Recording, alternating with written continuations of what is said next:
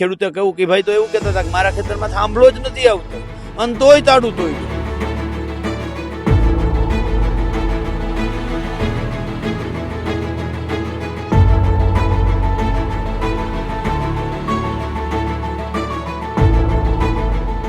સરકાર જાહેરમાં એમ કહે છે કે અમે ખેડૂત લક્ષી સરકાર છીએ, પણ વાસ્તવિકતા એ છે કે સરકાર ખેડૂત પક્ષી હોય એવું ખેડૂતોને લાગે છે.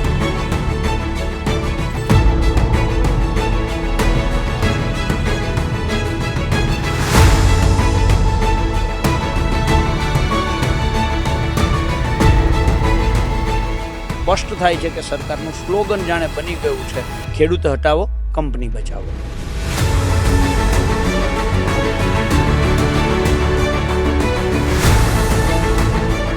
પેટ્રોલ ડીઝલની લાઈન માટે એક બાળક પેદા કરવું પડશે, એક કેવાયસી માટે બાળક પેદા કરવું પડશે, એક આ વીજ લાઈનો સામે લડવા માટે બાળક પેદા કરવું પડશે.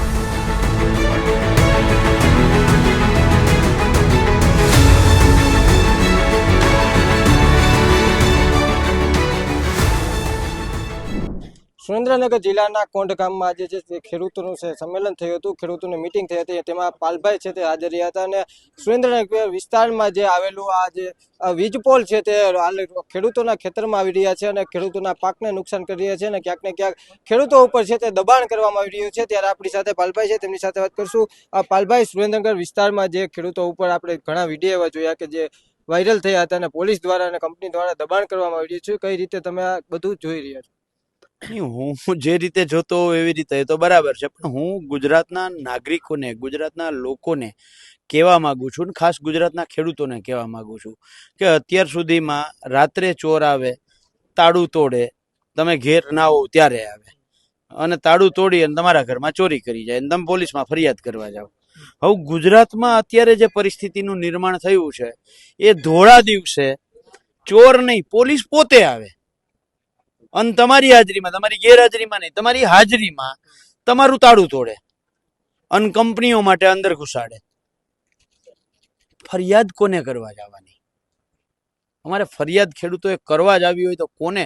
જ્યારે પોલીસ પોતે જ, અને એ ભાઈનું તો હમણાં મેં ખેડૂતે કહ્યું કે ભાઈ તો એવું કહેતા હતા કે મારા ખેતરમાં થાંભલો જ નથી આવતો અને તોય તાળું તોડ્યું. હવે એ મને નથી ખબર, પણ એ ભાઈ કહેતા હતા. હવે જોયા જેવું એ છે કે માની લ્યો કે એના ખેતરમાં થાંભલો આવતો હોય તો પોલીસે તાળું શું કામ તોડવું જોઈએ? પોલીસ પ્રોટેક્શનનો મતલબ એ નથી કે ખેડૂતો આરે જબરજસ્તી કરવી. પોલીસ પ્રોટેક્શનનો મતલબ એ છે કે જે કંપનીના માણસો આવ્યા છે એને ખેડૂતો હેરાન ના કરે.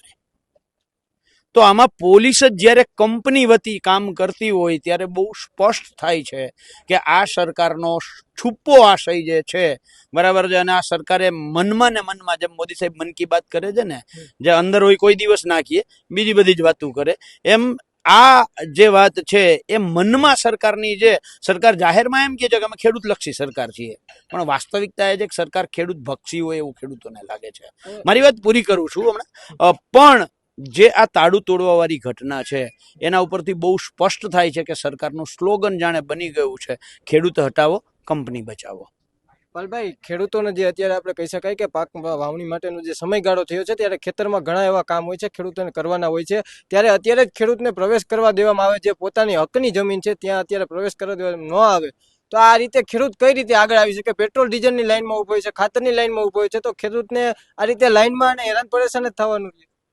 મને લાગે છે કે હવે ખેડૂતોએ છે ને 2 બાળકો બસવાળી જે વાત હતી ને એનાથી આગળ વધી અને એક પેટ્રોલ ડીઝલની લાઈન માટે એક બાળક પેદા કરવું પડશે, એક કેવાયસી માટે બાળક પેદા કરવું પડશે, એક આ વીજ લાઈનો સામે લડવા માટે બાળક પેદા કરવું પડશે.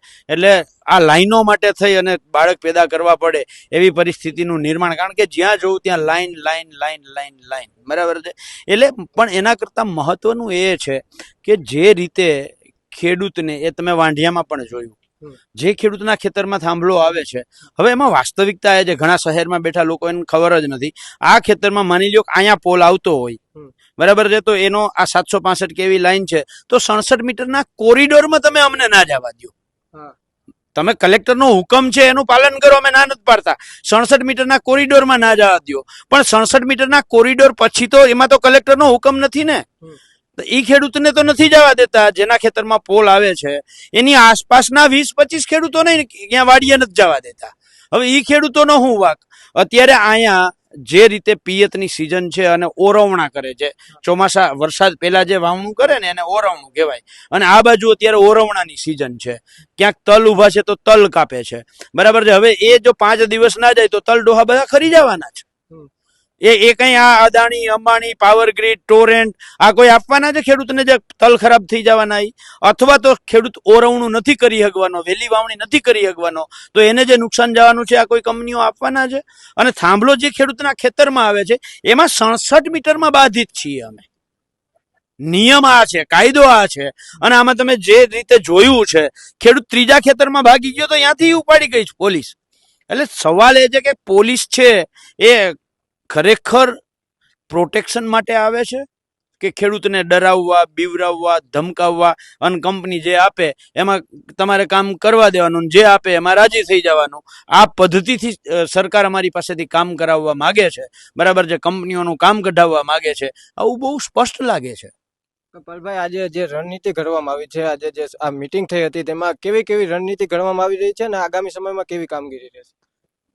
જો રણનીતિ કોઈ હોય જ નહીં.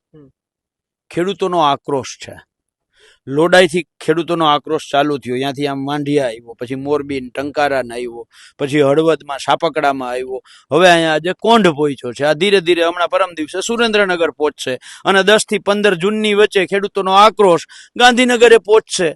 એટલા માટે જરૂરી છે કે જે રીતે ગુજરાતના અત્યારે 20 જિલ્લાઓ ઇફેક્ટેડ છે, અને આ 20 જિલ્લાઓમાં જે પરિસ્થિતિ અત્યારે ખેડૂતોની ધીરે ધીરે નિર્માણ થાય છે, અલગ અલગ ગામમાં થાય છે, અલગ અલગ જિલ્લામાં થાય છે, અલગ અલગ તાલુકામાં થાય છે.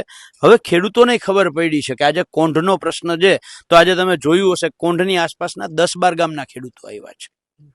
મોરબીમાં જ્યારે ટ્રેક્ટર યાત્રા કાઢી ત્યારે આસપાસના 3-4 જિલ્લાના ખેડૂતો આવ્યા હતા. અને આ પરમ દિવસે 29 તારીખે સવારે 10:30 વાગે સુરેન્દ્રનગર કલેક્ટરે જવાનું છે, ત્યારે સુરેન્દ્રનગર જિલ્લાના ખેડૂતોને ખબર છે કે જિલ્લામાંથી 22-23 લાઈનો આવતા 1-2 વર્ષમાં નીકળવાની છે. આજે કોંઢનો વારો આવ્યો છે તો કાલે અમારો વારો આવવાનો છે.